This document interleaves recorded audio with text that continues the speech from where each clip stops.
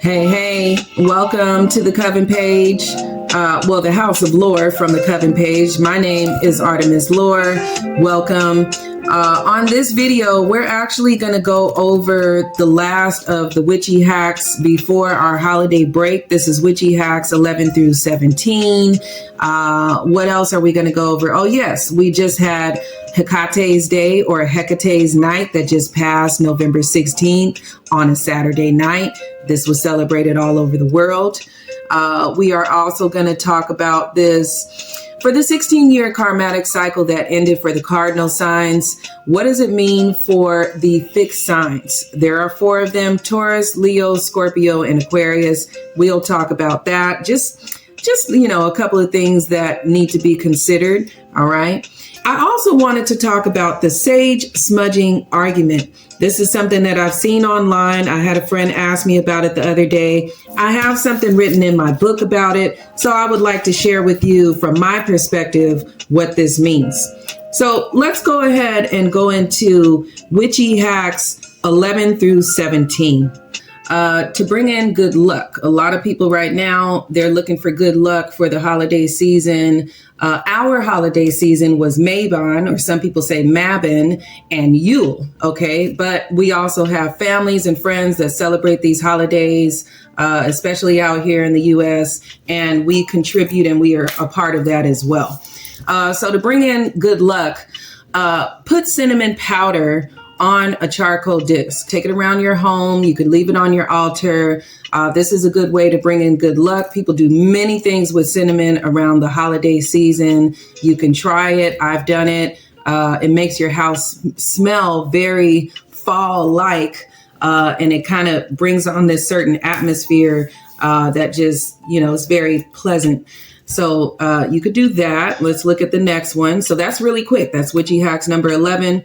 Witchy hacks number 12. Now, this is also really quick, really simple, and really easy. A lot of people, they take salt and they line their doors, with it. They line their windows. Some people take, just like a handful of salt and put a little salt under their doormats in front of their doors to, just keep in positivity, keep negativity out. So I have Witchy hacks number 12. Take a handful of salt and toss it outside your front door for protection. This is something that I do. I like to actually cleanse in front of my front door first and allow it to dry, whether it's salt water, Florida water, or even it mixed. And sweeping that floor wash, basically with my broom, and allowing that to air dry, and then going back and tossing some salt over that area. Just sprinkle a little bit. That's all you have to do. Let's go to Witchy hacks number 13.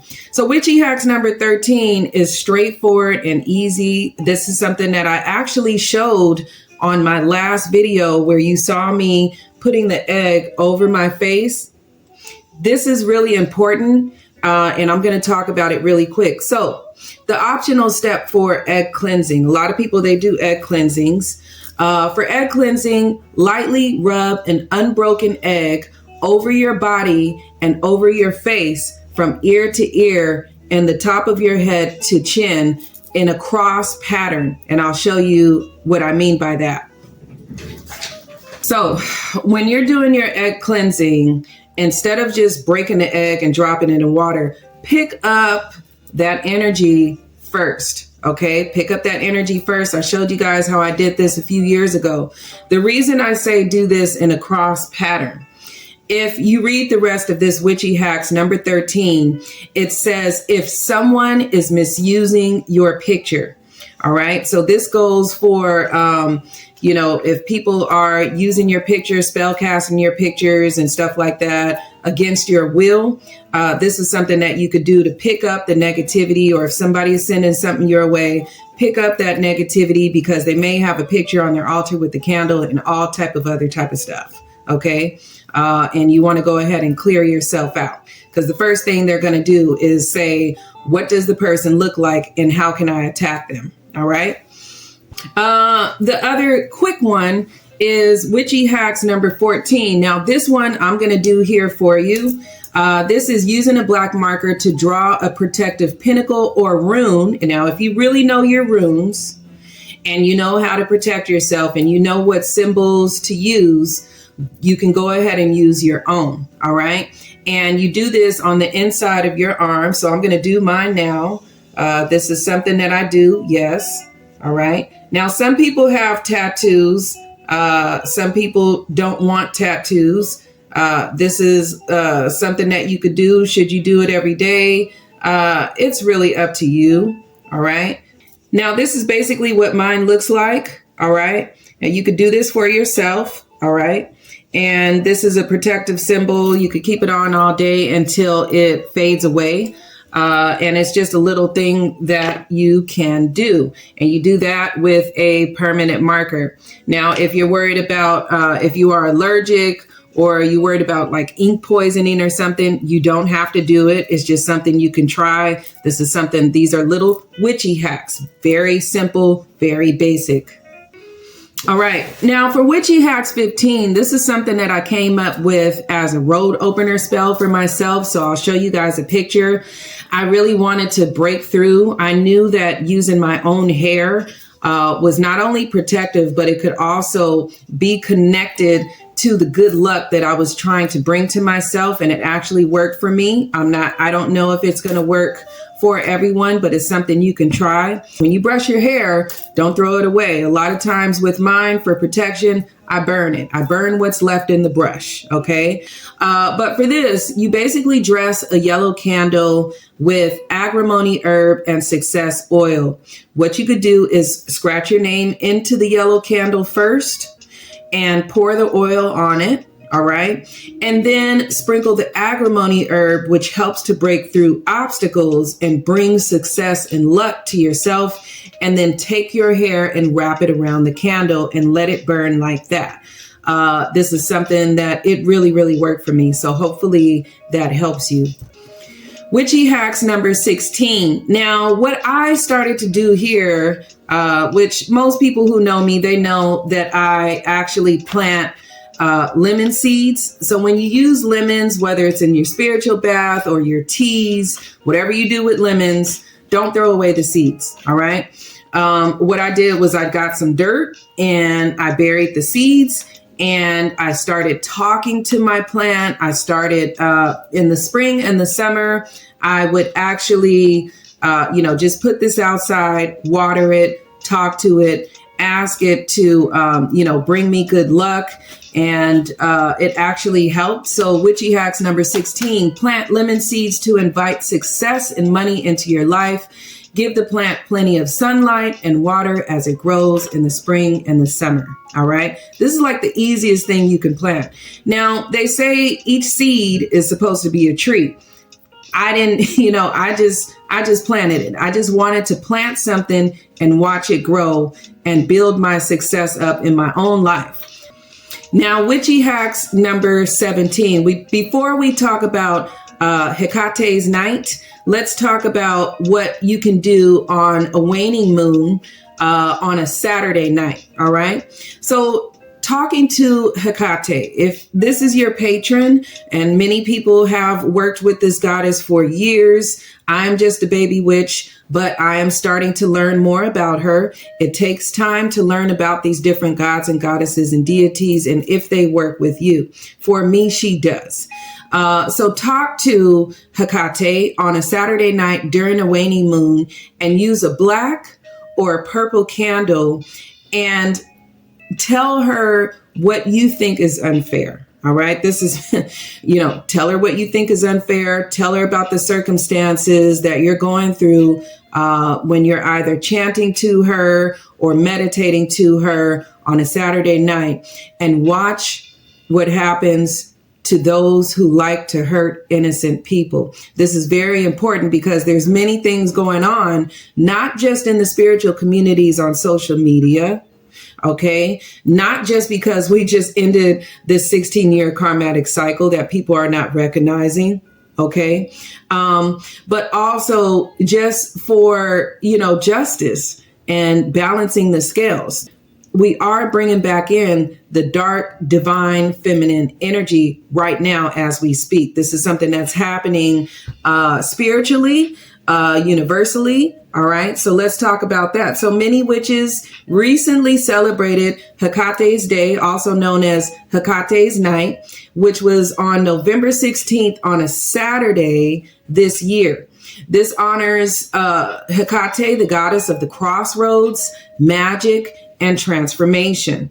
All right. So it's all about restoring balance, reclaiming our power. All right. And then also embracing the dark, divine feminine within each and every one of us. Whether it's through shadow work, meditation, lighting candles, it's a powerful time for self-reflection and transformation. Now, I actually do have a new moon, dark, divine, feminine ritual in my book. But this particular chant can also be used on a waning moon on a Saturday night. So you may want to check that out. If you want it for free, I can send you just that chapter in PDF form. The other thing is, let's go ahead and talk about the last subject. This is something that I was talking about with a friend that, said, hey, Artemis, people are saying that it's not good to use sage. It's not good to burn sage. And we had this conversation about how I've seen other spiritualists and other witches and people online going back and forth and arguing about burning sage. So we'll talk about how sage is a sacred indigenous practice and the over harvesting and how people feel about that. There's a lot of gatekeeping when it comes to stuff like this. It's really up to you. But I'll go ahead and show you what I wrote in my book about it.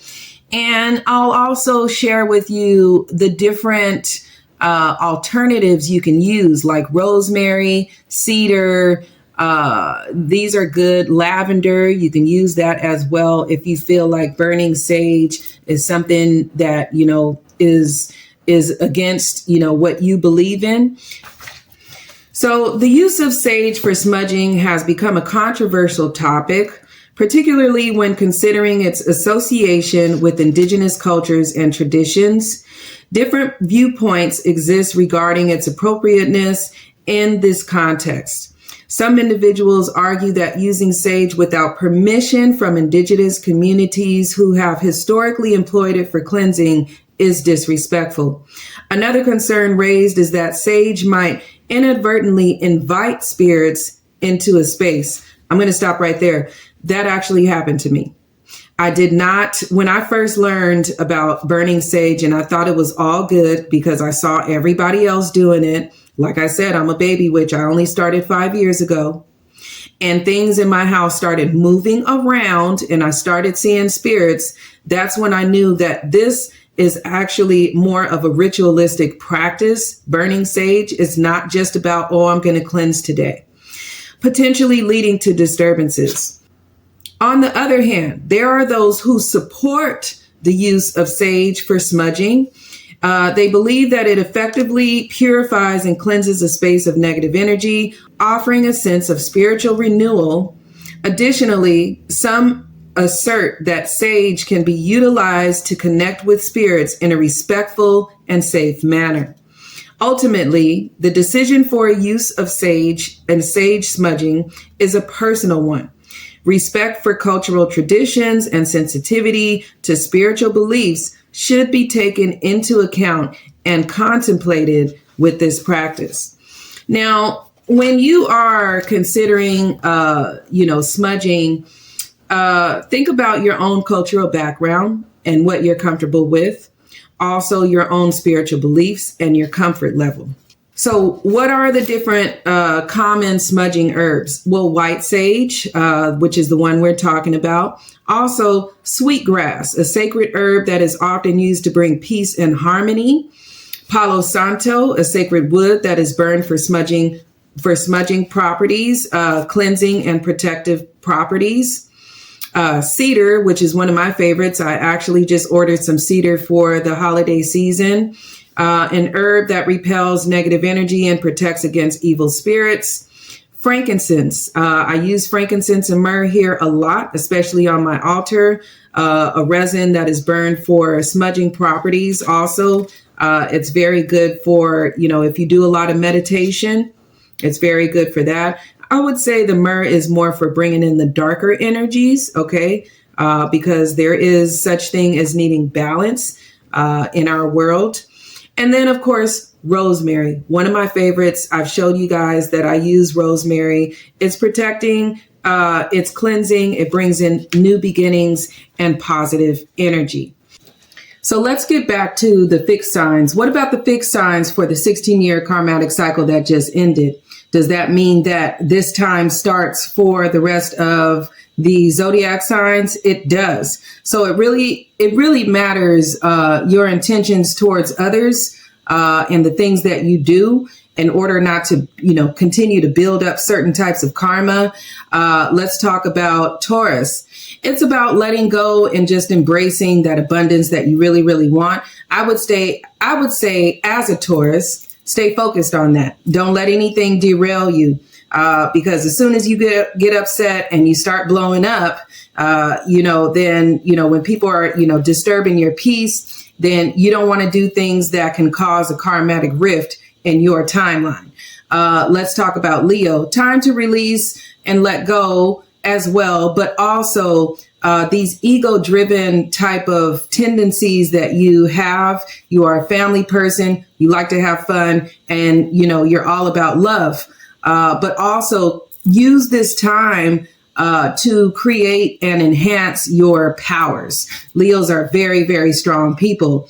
Let's talk about Scorpios. Scorpios releasing that emotional roller coaster that you have, kind of went through 2024 and kind of, transforming, those fears and stuff that you have, about you stepping outside of your box because you're mainly to yourself. I needed to add this in. And then Aquarius, find balance. We're in the age of Aquarius right now. So find balance. Don't let your thoughts take you all different types of ways. I know you can feel everything, but at the same time, take some time for yourself, but then also readjust yourself to be more social so that you won't get caught up in your head.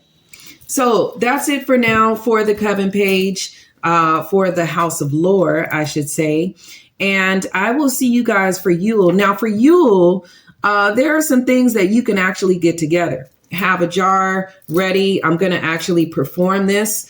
I'll probably have cedar. I'll probably have rosemary. I'll probably have some crystals, most likely some petitions, most likely green and red candles to actually seal my jar. So this is something I'm getting prepared for. Yule and the winter solstice is coming up.